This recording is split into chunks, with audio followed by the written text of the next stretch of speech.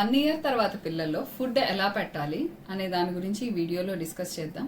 Hi, I'm doctor Sushmita, consultant paediatrician from Guntur. 1 year తర్వాత నుంచి అండి ఫ్యామిలీ పాట్ ఫీడింగ్ అంటారు. అంటే మన ఇంట్లో ఏదైతే చేసుకుంటామో పిల్లలకు కూడా అదే పెట్టమని. వాళ్ళకంటూ సపరేట్గా ఏం చేయక్కర్లేదు, వాళ్ళకి అలానే పెట్టండి అని. సో కారాలు అవన్నీ ఎక్కువ వేసి పెట్టమని కాదు, కొంచెం తగ్గించుకొని పిల్లలకి అలవాటు చేయండి, మెల్లిమెల్లిగా అలవాటు చేయండి.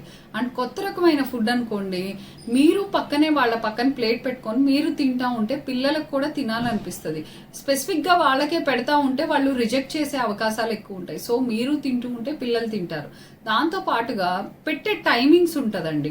సో కరెక్ట్ ఒక టైం అలవాటు చేయండి. ఆ టైంకి పిల్లలకి రోజు అదే టైంకి ఫుడ్ పెట్టడానికి ట్రై చేయండి. ఎందుకంటే బాడీ కూడా రెస్పాన్స్ అనేది ఉంటుందండి. ఆ టైం అవ్వంగానే మనకి లోపలగానే సైకిల్ అనేది రన్ అవుతూ ఉంటుంది. సో ఆ టైంకి గ్యాస్ట్రిక్ జ్యూసెస్ సెక్రీట్ అవ్వటం అలాంటివి జరుగుతాయి. సో టైం టు టైం అనేది మీరు పిల్లలకి అలవాటు చేయండి. యాక్చువల్లీ పిల్లలకి పెట్టమన్నా కదా పక్కన కూర్చొని, అంటే జంక్ ఫుడ్ అనేది అలవాటు చేయకండి. జంక్ అవాయిడ్ చేయండి, ఫ్రైడ్ ఫుడ్ అవాయిడ్ చేయండి.